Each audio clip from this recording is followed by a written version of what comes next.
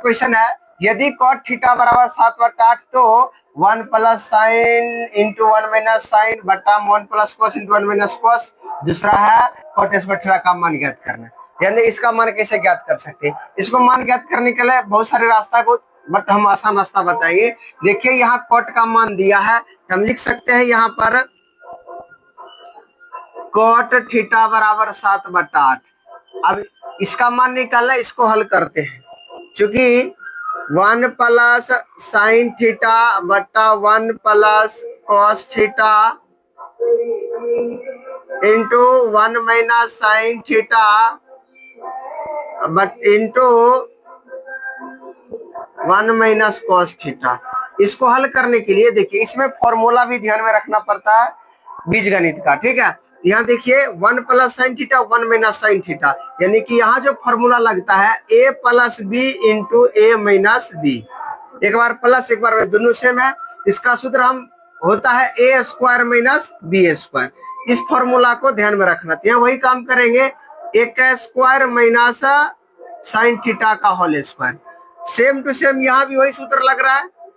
तो यहाँ 1 का स्क्वायर माइनस कॉस थीटा का होल स्क्वायर। अब इसको स्क्वायर को तोड़ते 1 का वर्ग 1 माइनस साइन स्क्वायर का होता है साइन स्क्वायर थीटा बटा इसका 1 का वर्ग होता है 1 माइनस कॉस स्क्वायर का कॉस स्क्वायर थीटा।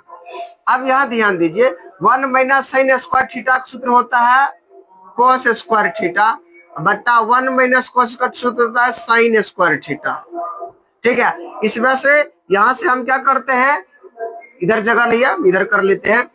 तो cos थीटा बटा साइन थीटा, ये दोनों में जो वर्ग था स्क्वायर, दोनों को एक साथ करते एगो बना देते हैं, ठीक है। अब बताइए cos बटा साइन के जो सूत्र होता है cot थीटा होता है। क्या होता है? cot theta. यहाँ स्क्वायर स्क्वायर लगा देंगे। अब ध्यान दो cot का मान दिया है 7/8, हम लिख सकते हैं 7/8 का होल स्क्वायर। तो 7 का वर्ग 49, 8 का वर्ग 64। बस पहला आंसर हो गया।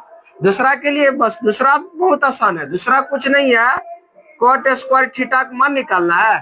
तो cot का मान दिया है 7/8, इसमें देखिए स्क्वायर लगा है तो स्क्वायर लगाओ। उसके बाद 7 का वर्ग 49, 8 का वर्ग 64। ये स्क्वायर है इसका मतलब वर्ग होता है, यानी कि 7 गुना 7 7 49, यानी 8 का वर्ग है 8 गुना 8 88 64। वैसे क्वेश्चन बन गया, बहुत आसान है, बस थोड़ा दिमाग लगाना है, सूत्र बस ध्यान में रखना है, बन जाएगा क्वेश्चन।